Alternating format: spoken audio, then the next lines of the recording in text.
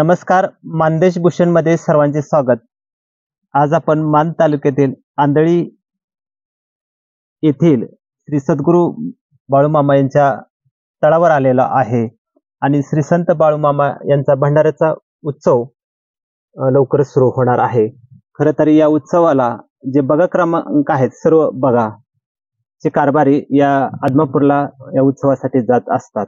आज आपल्या सोबत आहेत ते पांडुरंग बनगर अर्थात तात्या आहेत। तात्यांच्याकडून आपण ही माहिती जाणून घेणार आहोत की त्या आदमापूरच्या भंडाऱ्याच्या उत्सवाला कशा पद्धतीने तुम्ही तयारी करून जात आहात। जय बाळूमा। बाळूमा देवालय आदमापूर भागा नंबर 7 ही बाळूमामाचा वर्षातून भंडारा उत्सव प्रत्येक वर्षी होत असतो। यावर्षी 2025 भंडारा उत्सव 20 तारखेला बाळूमाच्या आपल्या भंडाऱ्याचा एक पहिला दिवस। त्या पहिल्या दिवशी वाद घालते ती त्यातले वाद घालत असताना आपल्या ऑल महाराष्ट्र कर्नाटक भाविक भक्तांनी 20 तारखेला सकाळपारी उपवास केला आणि 20 तारखेला संध्याकाळी ती उपवास सोडला। नंतर 21 तारखेपासून निरंकारी हे उपवास चालू झालेला आहे। ते उपवास 27 तारखेला महाप्रसादा दिवशी सगळ्या उपवास धरलेल्या लोकांनी सगळा सोडण्याचा असतोय आणि आमची तयारी 25 तारखेला संध्याकाळी म्हणजे 26 तारखेला 12च्या नंतर आपल्या भागा नंबर 7 मध्ये मेंढरात वाघर मध्ये जाऊन 12च्या नंतर आंघोळ करून आपली सगळी मेंढके जाऊन आपल्या मेंढी माऊलीचं दूध काढते ती दूध काढून दुधाची गागर भरून पूजा करून आपल्या फलानं ही हार वगैरे ही करून आपल्या दुधाची गागर पूजा करून भंडारा टाकून आपल्या गाड्या असते त्या गाडीत दुधाची गागर घेऊन आपले थोडी मेंढकी आणि आम्ही सगळेजण मिळून आदमापूरला जात असतो। आदमापुरात जाऊन सगळे 19 पैकीच्या 19 गागरी आदमापुरात निडोरी या गावात हनुमान मंदिर मध्ये 19 गागरी येतात। नंतर दुपारी 26 तारखेला ढोल वादनाच्या ह्याच्यात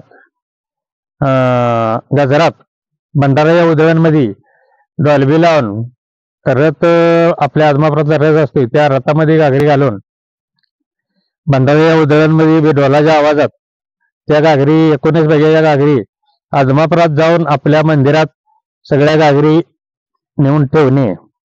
त्यातनं पुन्हा 27 तारखेला सकाळपारी पाटाचं सगळ्या आपल्या मेंढराचं दूध अभिषेकाला घेते ती आणि पुन्हा 27 तारखेला भंडाऱ्याचा मोठा कार्यक्रम आयोजित केलेला असतो आणि मोठ्या प्रमाणात होत असतो। जय बाळूमा।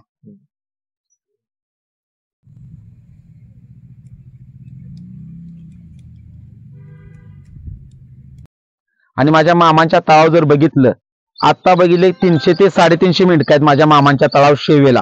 आमच्या कारभाऱ्याने एक सांगितलंय प्रत्येक मेंढक्याला आपली कपडे मिळाले पाहिजेत। जो वर्षाचा आहे 6 महिन्याचा आहे जो वर्षभर सेवा करतोय 6 महिने सेवा करतोय त्याला कपडे शिवायला टाकल्यात पॅन्ट आणि शर्ट। पाडव्याच्या यात्रेचा हा त्याला पेरावा आहे आणि जी 1.25 महिने 15 दिवस येणार आहेत त्याला टी शर्ट म्हणजे वर्षातून एकदा देवाचा पेरावा मिळतो। त्यासाठी लोक इथं भरपूर मेंढकं थांबले जातात आणि मेंढक्यांचा एकच आनंद आहे प्रत्येक वेळा येतात सेवा करून जातात पण वर्षातून एक त्यांचा आनंद आहे की मला माझ्या कारभाऱ्यांना आदमापूरला एकदा जायचं आहे। मला माझ्या कारभाऱ्या संघ दुधाच्या गागरी संघ मला आदमापूरला जायचं आणि माझ्या जगाच्या मालकाचं दर्शन कारभाऱ्या संघ घ्यायचं ह्यासाठी लोक आज इथं यायला चालू झाल्यात। लोक आज बघितलं ते 400 ते 500 माझ्या तळावर मामाच्या मेंढका येते। सद्गुरू संत बाळूमामा देवालय आदमापूर भागा नंबर 7 आमच्या बघायचे आमचे मार्गदर्शक श्री पांडुरंग बनगर तात्या यांच्या मार्गदर्शनाखाली हा भंडारा उत्सव सोहळ्याची आमची बघ्यातील तयारी चालू आहे। आज बघितलं तर आमच्या सर्व मेंढक्यांचा उत्साह वाढलेला आहे।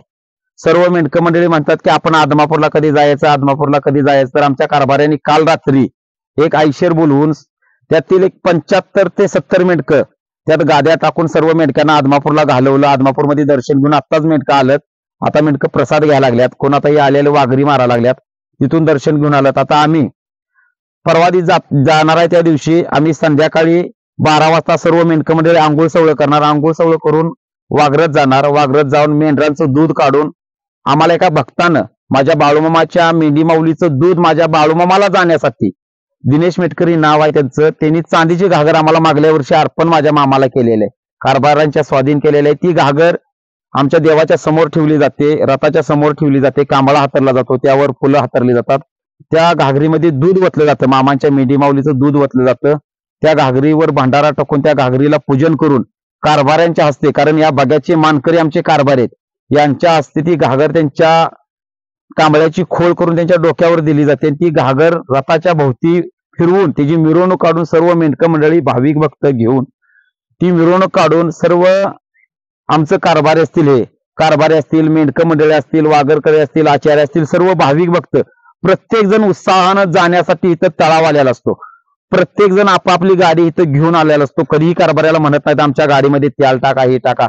प्रत्येक जण गाडी घेऊन येतात. आमच्या कारभाऱ्यांचा एक नियम आहे, मामांच्या तळावर दुधाला घागर घेऊन जाण्यासाठी जी गाडी येईल त्या प्रत्येक गाडीमध्ये मानाची घागर ही 5 किलोमीटर असून ती किंवा 10 किलोमीटर असून ती घागर बसवली जाते आणि ती घागर वाजत गाजत आदमापूरला नेली जाते.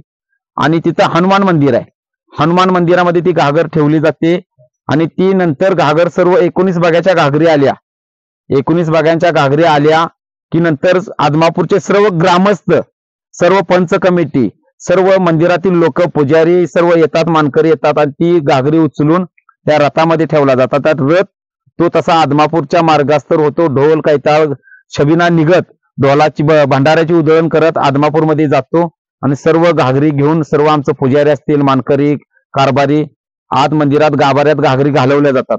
तिथून घागरी घालवल्या जातात की त्यातलं दूध काढून घेतात, त्यातलं दूध देवाला ठेवतात, पुन्हा राहिलेलं दूध वारुळाला घालायला लावतात, पण त्याचा अभिषेक होतो. त्यानंतर पहाटे 4 वाजता जगाची भाकणूक केली जाते. म्हणजे माझ्या बाळूमामानं जगाची भाकणूक केली तशी जगाची भाकणूक कृष्णा डोणी महाराज यांची भाकणूक 27 तारखेला होते. पहाटे 4 वाजता 27 तारखेला जगाच्या मालकाची भाकणूक होते. ही जग जिथं ऐकायला उभं राहतं, जिथं विज्ञान थांबलं जातं, तिथं त्या भाकणुकीचा आधार घेतला जातो. त्या भाकणुकीचे मानकरी म्हणजे कृष्णा डोणी महाराज यांची भाकणूक होते.